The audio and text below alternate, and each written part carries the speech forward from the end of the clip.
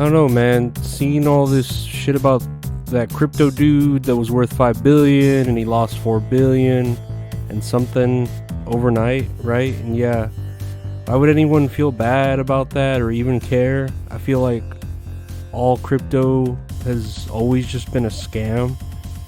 I remember when that shit first started up with NFTs, I tried to buy crypto, to help my buddy, put out an NFT on the blockchain.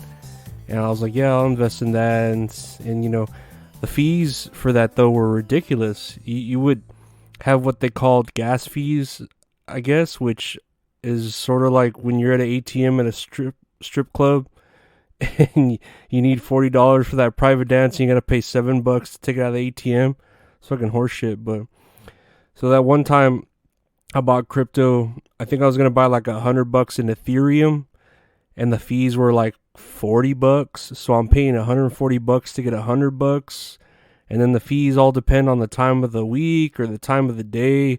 I don't know that certain computers are online able to process these transactions, and I guess they're compensated for the use of those systems, with the fee. So does it sound like a scam? Well, I think so, which is why I wanted to get on it, because I love a good scam. But yeah, those fees turned me the fuck off real quick.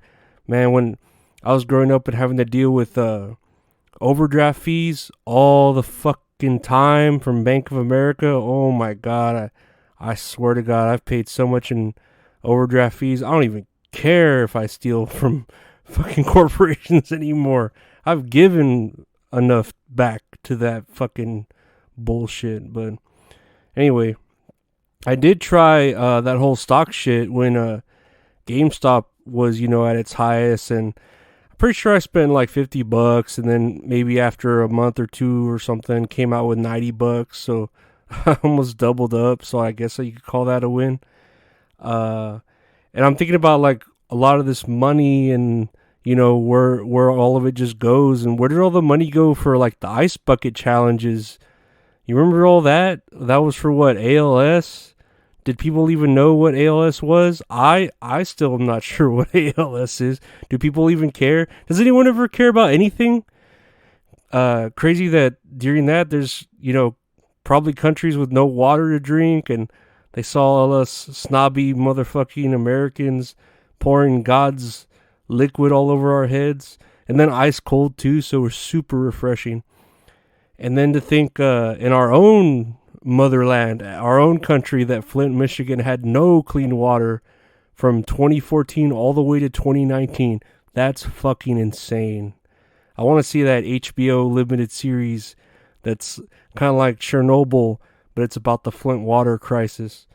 All dramatic and shit, but real, because it actually happened, and the people of Flint are still scared to drink the water. That's fucking crazy. That's why I love Texas. Texas is great. I was thinking the last time I went to an eye doctor, maybe a year or two ago. I can't remember. I need to update my prescription. But anyway, I went to get new glasses, right? And the doctor was just super close to where I worked at, so it was real convenient for me. So I made an appointment.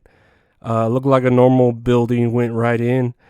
As I was in the waiting room, I noticed the office had this huge wall full of like pro-Trump posters and like original newspaper clippings from 9/11 when it happened, and all this anti-Obama shit. And I was kind of scared, Like, I'm not saying I'm all rowdy left, as far as political views, but I'm scared because I'm a Mexican coming into this, and this shit is about to, this doctor's about to shoot some air into my eye and test the pressure of it. So I'm kind of scared, like, well, what the fuck's she gonna do? But I think she saw I had my own private insurance, so she probably thought I was one of the good Mexicans. And she was super nice and, tested my eyes and everything was okay. I got my prescription. I was hoping I would go to the eye test where they have the letters on the walls and it would just say MAGA over and over again. And I'd be spelling out MAGA, and she'd be like saying Heil Hitler, and, we'd do some crazy skinhead shit together. But yeah, that didn't happen. It probably would have been way more interesting had that happened. Recently, I haven't really been watching much shows other than this show on Amazon Prime called The Peripheral, which has that chick from the movie Kick-Ass, that little girl, Chloe Grace Moretz, right? She's a lot older now. And she's going into this virtual sim that is actually set in the future, and they're able to theoretically travel through time because of, I don't know, high-speed data, like optic fiber. I don't fucking know. I don't care to know the science. And yeah, that sounds plausible, especially like with Facebook and that meta shit going on. You know, like, I guess it's supposed to be like Ready Player One, and I've never seen that. I don't care to watch it. And everyone's saying the future is heading that way, but I consider it more like the 2006 horror movie Stay Alive that starred Frankie Muniz, where, you know, players are going into this real life game and it's almost VR type shit, and then Frankie Muniz is all, if you die in the game, you die for real. Man, that was an okay movie, if you remember it. There was an article that just recently came out, maybe a couple days ago, that one of the original founders of the Oculus VR created a special edition headset that will, like, legit kill you if you die in the game you're playing. And the headset looks like a normal VR headset, but has like 3 small bombs placed on where your frontal lobe would be. I don't know. It's like aimed at your penile gland. And yeah, I guess if you die, it'll just fucking explode into your brain and lobotomize you, you know? Are you one of the believers that we live in like a matrix, you know? Which, by the way, isn't Keanu Reeves great? He's breathtaking. Nah, I still haven't seen Constantine. I know, Linda. I need to see it. I have it on my watch list there on Netflix. But yeah, crazy how the movie Matrix kind of brought all of that to the masses, huh? Where people thought they were living in a computer type simulation, you know? Which, honestly, yeah, the Matrix is pretty good. I know the soundtrack was a fucking banger. Up there with the Mortal Kombat soundtrack was like Mortal Kombat. Yeah, that was good. But yeah, I remember back when the Matrix came out. I don't know if I read this. The internet really wasn't huge. I probably read this in a fucking newspaper or a magazine. But there was an actual murder case where a dude shot his adoptive parents and then called the cops, and he was just saying, oh, none of this matters, because we're all living in a matrix, you know? And I don't know, I guess that shit would kind of happen more often than it needed to, because lawyers started using a matrix defense. I'm not making this up. Jamie, pull it up. Nah, if you go back, you'll see it. It's crazy. People are insane. But yeah, I guess I'm going back to those crazy video challenges that people would do, because people were just insane. You remember the cinnamon challenge? Who the fuck came up with that? Like, I think I might have had done it once because this chick with titties asked me to do it, and I was like, okay, I'll do it, you know, if you're there with your big old titties. But fuck cinnamon. Nah, it's not a good spice. Dillweed though, dillweed is clutch. It is a very underrated spice. The Tide Pod challenge, that was great. I loved when dumb people try to poison themselves and do the work of Darwin, where evolution weeds out the weak and the dumb. You know, that was great. The milk crate challenge, ooh, that was great too. Watching people fall and fuck up their backs and, you know, their ankles and shit, falling all hard, and then upping the demand for milk crates. So, you know, it was great. I'm sure the economy was booming in the milk crate department.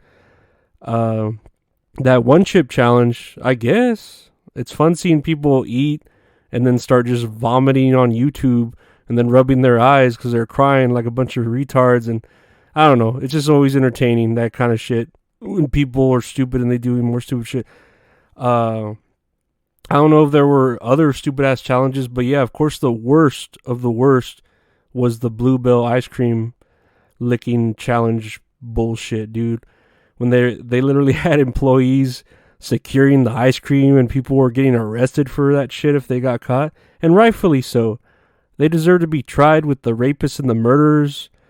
That they are just like that, because you're out there tainting my fucking Bluebell cookies and cream ice cream with your saliva, you sick fuck. You sick fuck. You sick fuck. You sick fuck. But yeah, I guess that's it for today. I guess, right? Being so close to New Year's, though, man, I miss like the old fireworks I would get when I was a kid. Like, like now people are so soft. I'm sure they make fireworks that's fireproof now.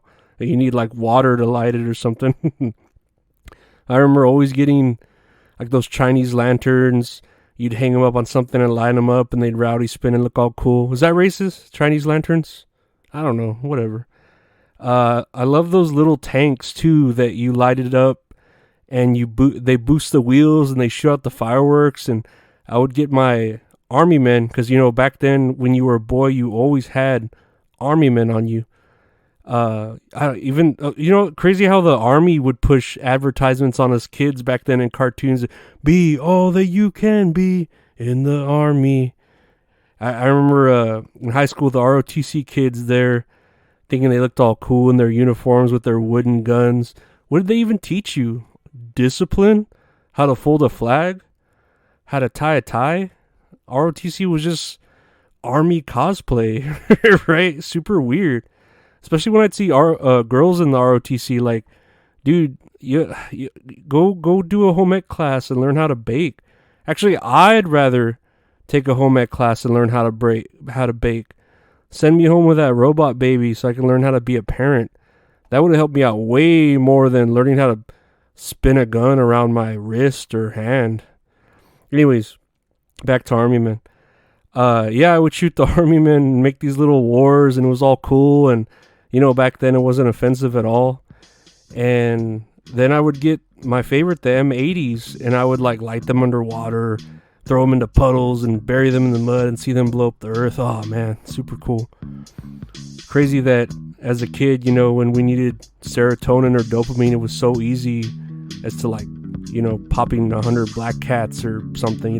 Now I'm here taking at minimum 8 pills a day just to not feel scared and sad. You sick fuck. You sick fuck. You sick fuck. Anyways, thanks for being here, and I hope you have a great week, and take care. Bye.